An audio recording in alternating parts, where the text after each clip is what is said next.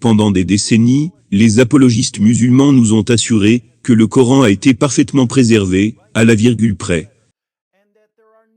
et qu'il n'y a aucune différence, nulle part, dans toute l'histoire du manuscrit du Coran.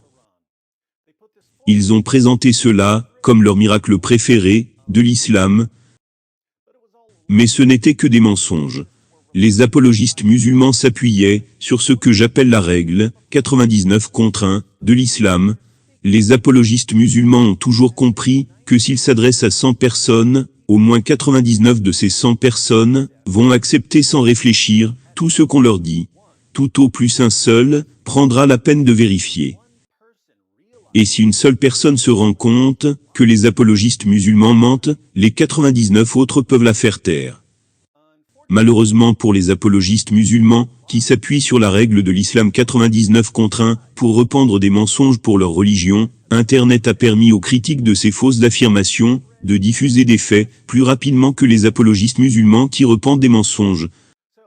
Ainsi, nous avons vu le mythe de la préservation parfaite s'effondrer sous nos yeux. Alors que les critiques de ce mythe ont montré qu'il y a des dizaines de milliers de différences textuelles dans les manuscrits du Coran, qu'il existe des dizaines de différents Corans arabes, et que la première génération de musulmans récitait tellement de versions différentes du Coran que le calife Othman a dû rassembler tous les Corans pour les brûler. Alors, que font les apologistes musulmans quand leur mensonge a été exposé? Ils racontent un autre mensonge.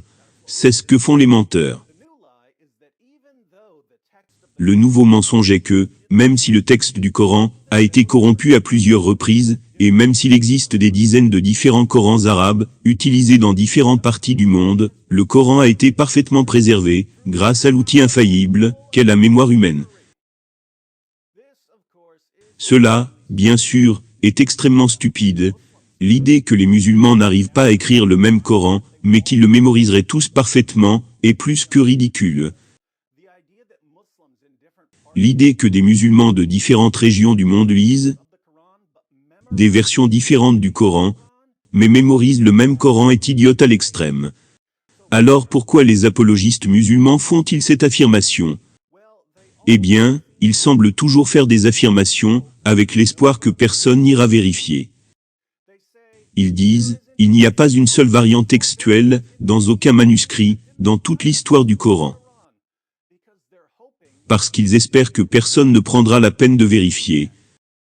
Chaque fois que quelqu'un prend la peine de vérifier, les apologistes musulmans racontent un nouveau mensonge, en espérant que personne ne vérifiera ce nouveau mensonge.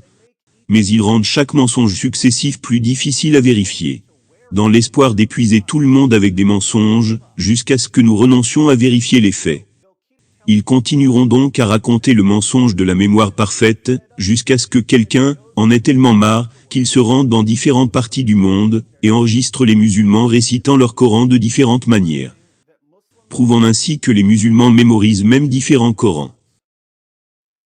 En attendant cependant, je voulais souligner un problème, avec le dernier mensonge des apologistes musulmans. C'est un problème qui remonte jusqu'aux compagnons de Mohammed. Combien de musulmans dans le monde d'aujourd'hui ont mémorisé l'intégralité du Coran? Des millions? Bien sûr que non. Des milliers, même pas des milliers. Des centaines? Essayez encore. Combien de musulmans dans le monde ont mémorisé le Coran en entier? 0. Dans Abu Bakr Kitab Fadaï al-Quran, nous lisons: Ismaïl ibn Ibrahim nous a raconté, de Ayoub, de Nafi, de Ibn Umar, qui a dit: qu'aucun de vous ne dise, j'ai appris tout le Coran. Car comment sait-il ce qu'il en est, alors qu'une grande partie a disparu? Qu'il dise, plutôt, j'ai appris ce qu'il en reste. C'est-à-dire que je n'ai appris que ce qui a survécu. Ibn Omar était un compagnon de Mohammed. Il était le fils du calife bien guidé Umar. Et il dit à la prochaine génération de récitateurs musulmans qui venaient, qu'ils ne devraient jamais prétendre avoir mémorisé l'intégralité du Coran. Car une grande partie de celui-ci a disparu. Au début, les musulmans s'appuyaient principalement sur la mémoire, pour conserver le Coran. Ils notaient des passages sur des feuilles, des pierres ou des os. Mais ces fragments écrits n'étaient que des aides à la mémoire. Vous écrivez quelque chose pour vous aider à le mémoriser.